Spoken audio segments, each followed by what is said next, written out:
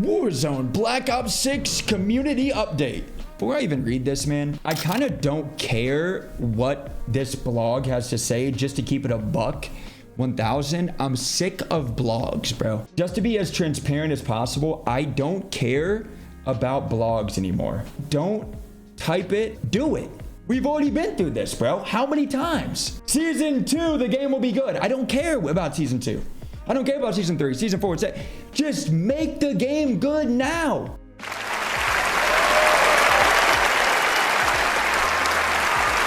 We're over trusting the process, man. I'm over these stupid update blogs of like, where it's coming, do it. Show us it's coming, bro, and just do it.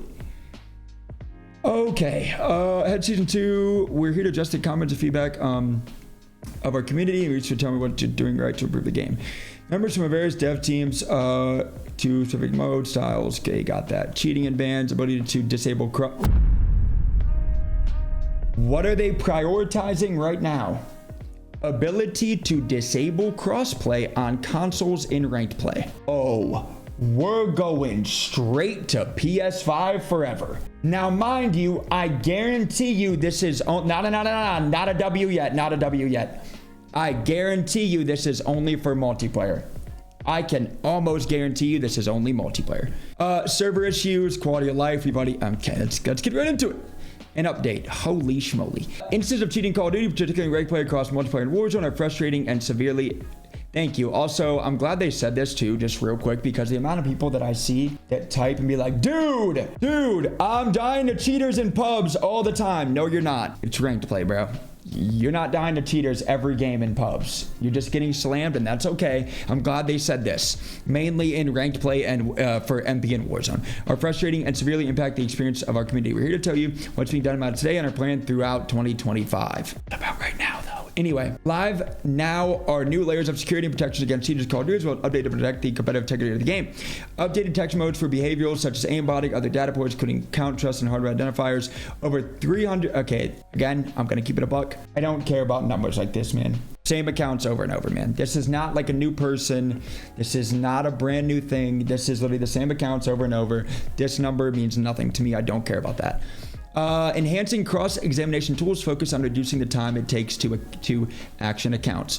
New detection and warning systems, hold up, for spam reporting by accounts. But wait, Call of Duty, I thought spam reporting wasn't a thing. Note, malicious reporting is against the security enforcement policy. You can read it online. It's important to clarify that when a user spams the report button in-game multiple times against a user, or someone uses an illegal cheat tool to spam 10,000 reports, yeah, that's insane. I'm glad they even acknowledge that people have cheats that can spam report somebody.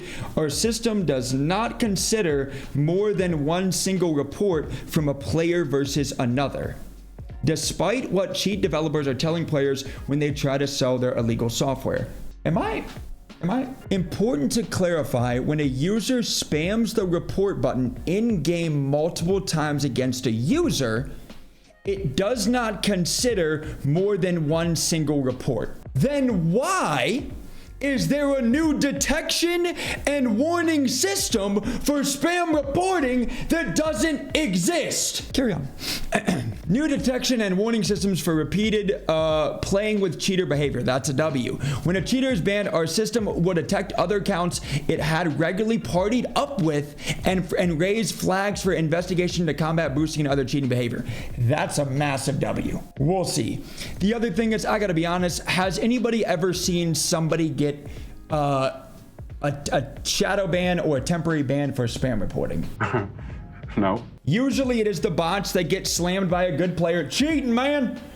How did he know he's there though, buddy? Well, let's see, man. I have on a UAV, have on birds, I have on specialists. I see the exact floor you're on because you think ghost matters in the game. Ghost does not matter anymore. I see the floor you're on with the ghost on, so I slam you in the corner. He just knew I was there. Yes, sir, I did. Yes, sir, I did. Let's see. In December, we have announced that we are implementing major updates to the current online and active kernel level driver in Season 2, as well as upgrades to server-side systems in early 2025. Here's more on what to expect from these updates as when they're set to be added. Season 2. I'm really trying to be as positive as I can, right? I'm not sugarcoating, bro. We've already seen them talk about this, though. This is my motto nowadays, bro. Show me. 2025, new and improved clients and you just said you did that in a recent update. So like, is the person that's writing this like a season late? I'm just over like the we're gonna do it. Do it, and then let us gas you up about how good it is. Season 3 and beyond, a multitude of new tech, including a brand new system to authenticate legit players and target cheaters. No, as we get closer to season 3, we'll dive into deeper systems. It's important we don't provide too many details that could give cheat developers a peek behind the curtain. For those that didn't even see my Vanguard video about Valorant, the insane thing that Riot Games does is they give a bounty to crack their anti-cheat. Isn't that insane? They say, yo, we'll pay you to crack our anti-cheat.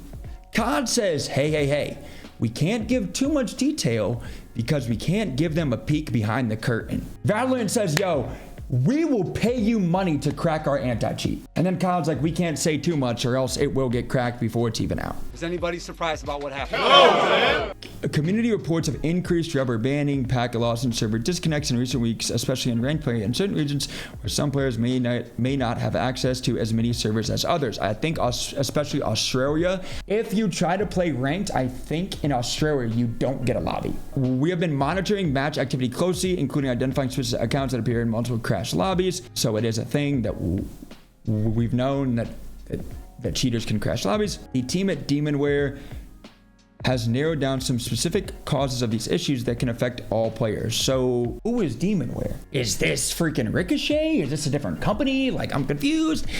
Show me, not tell me, man. An update for the disruptive behavior team on voice moderation. Since the initial role in 2023 call to use in-game voice chat, moderation system has been an essential tool in reducing our players' exposure to hate speech, harassment, derogatory language, and voice comms. You can read our reports. Players should have the freedom to trash talk, and we're constantly working with our teams to make sure moderation is solely targeting conversations that veer into derogatory territory. Okay, what does that mean though? The like trash talk is in like what though?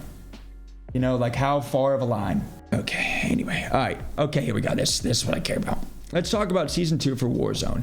We've made the decision to prioritize focus of gameplay tuning, adding quality of life, and addressing ongoing bugs.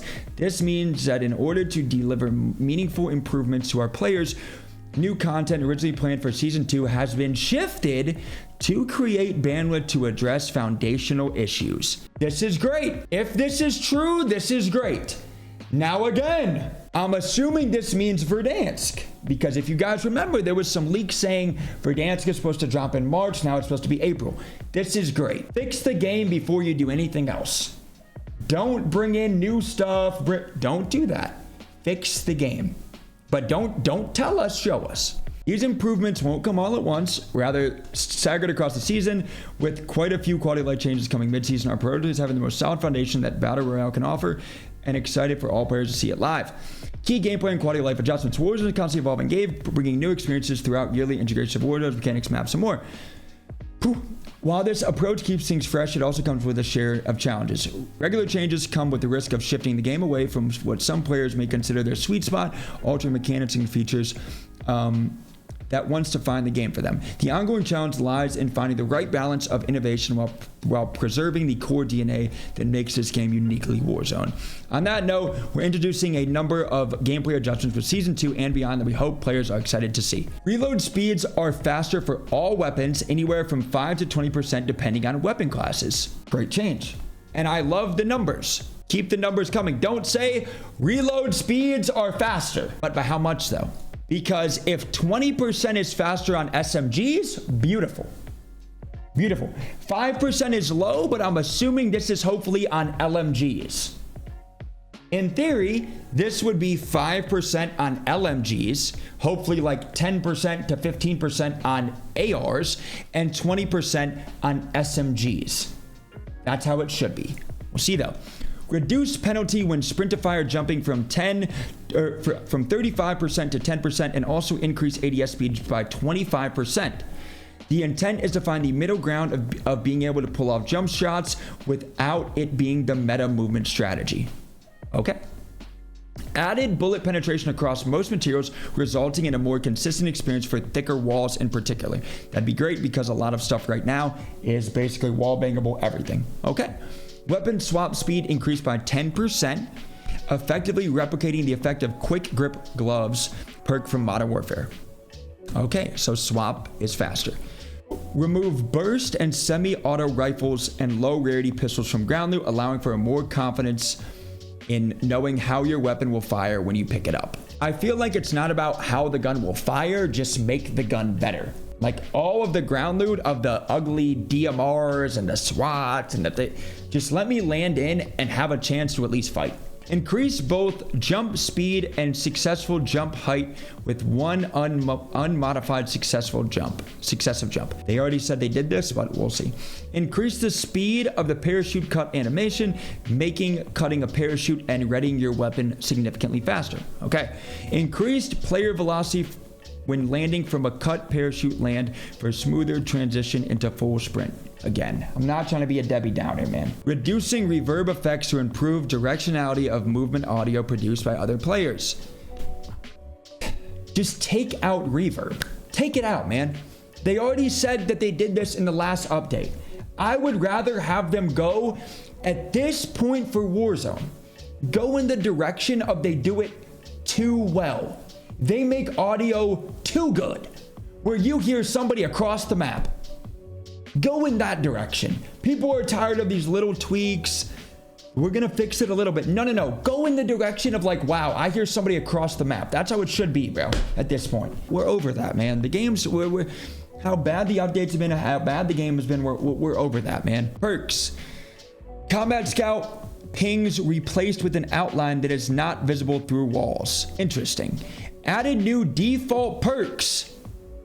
Dexterity has been increased in effectiveness and made default for all Warzone players. No. Let's not even W spam, bro. I'm not even trying to point this out, guys.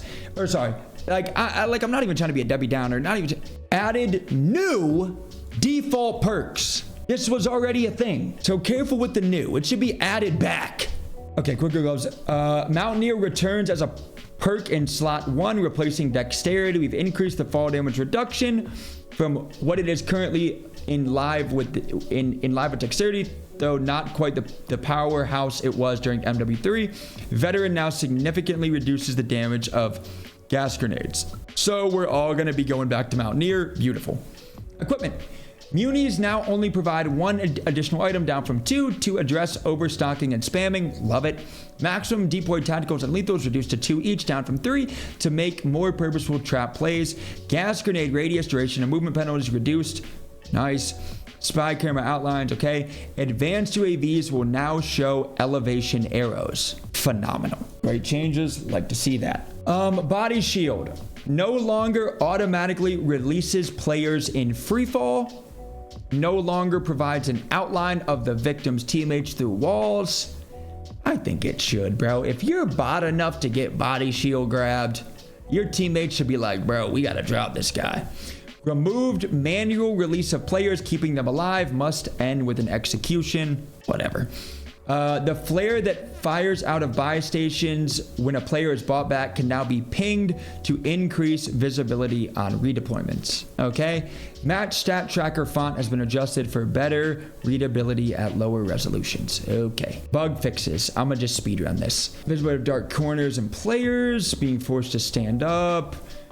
Allowing players access unattended areas of the map. Parachutes deploying when jumping off ladders. Beautiful. Address weapons becoming inaccessible near interactable areas. That just happened to me on Rebirth. Falling through buy stations. Tooltips appearing.